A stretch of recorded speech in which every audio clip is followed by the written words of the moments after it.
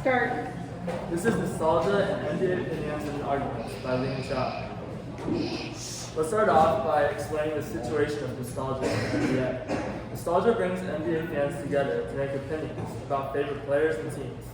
Together, they talk about older players and can be led to believe false facts or ideas.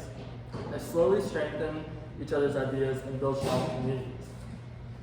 Deborah Paredes explains how Selena's community is strengthened through nostalgia when Selena's fans come together to commemorate her after her death. This is similar to how NBA fans use nostalgia around certain players to come together and form groups.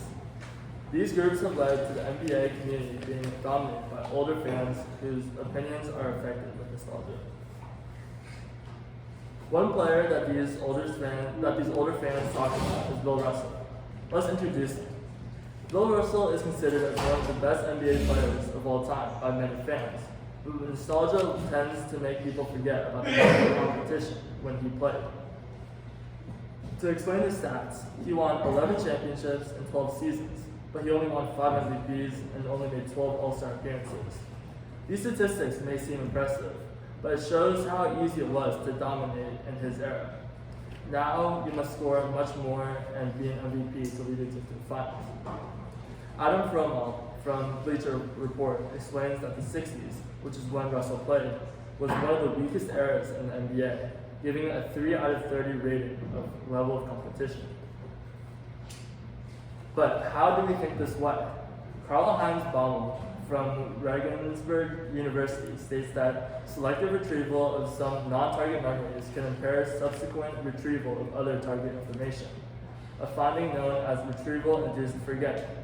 This shows that selective memory of our nostalgia can lead us to retrieve some information that we want to retrieve and forget other information that we don't. We can also see selective memory around fans and Michael Jordan.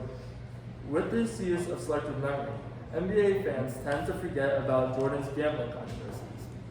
To explain this, Jordan had a huge gambling addiction that went so far to the point where he skipped the Bulls trip to the White House to meet the president just to gamble with some friends.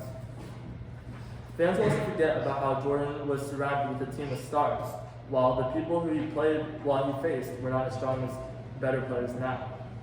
The year after he retired, the Bulls remained successful, finishing as the third best team in the Eastern Division. This shows that he possibly wasn't needed that much for the Bulls' success.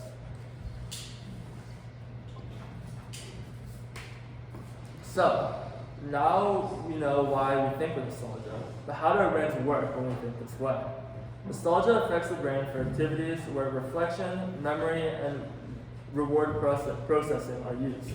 Studies from Xian Yang show that the hippocampus, medial prefrontal cortex, posterior cingulate cortex, and precuneus are activated. More research from Chris Buin shows that around 40% of people recall memories from the past, but only around 15% of them are full memories. These studies show that our brains are motivated to think about memories, but most of them aren't full. Will Chamberlain's 100-point game is an example of how memories may not always be true. Many people lean on the memories and nostalgia of older fans to believe that this game was real, even though they have no proof that it was real because there's no TV evidence and very few witnesses. They use nostalgia to jump to conclusions for themselves. Konstantin Sedikides describes this as using nostalgia as motivation for making opinions. This example is similar to John Norberg's false nostalgia article, where he describes the false Gothic rooms in Hagley Park, England. People built replicas of real Gothic ruins in this park, fooling people to think that they're real. This is similar to how we use nostalgia to remember things wrong about Will Chamberlain and Michael Jordan.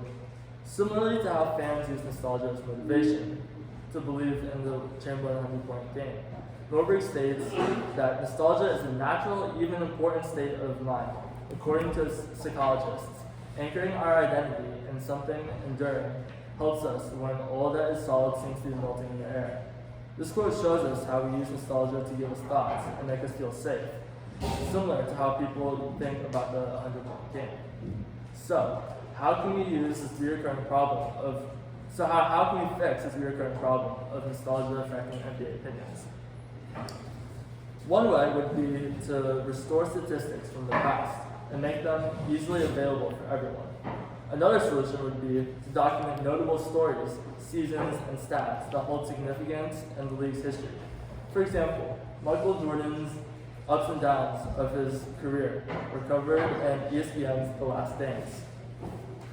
By using these two solutions, we would educate fans of true stories behind famous players, removing any doubt or arguments. In conclusion, NBA fans use selective memory and nostalgia in many ways. They forget about information while highlighting certain memories about their favorite players, and they can also be led to believe false information. We see this effect with players like Wilt Chamberlain, Bill Russell, and Michael Jordan. Ultimately, nostalgia leads to swayed opinions of older NBA fans, leading to havoc spread in the NBA community. This is my bibliography. 6 minutes.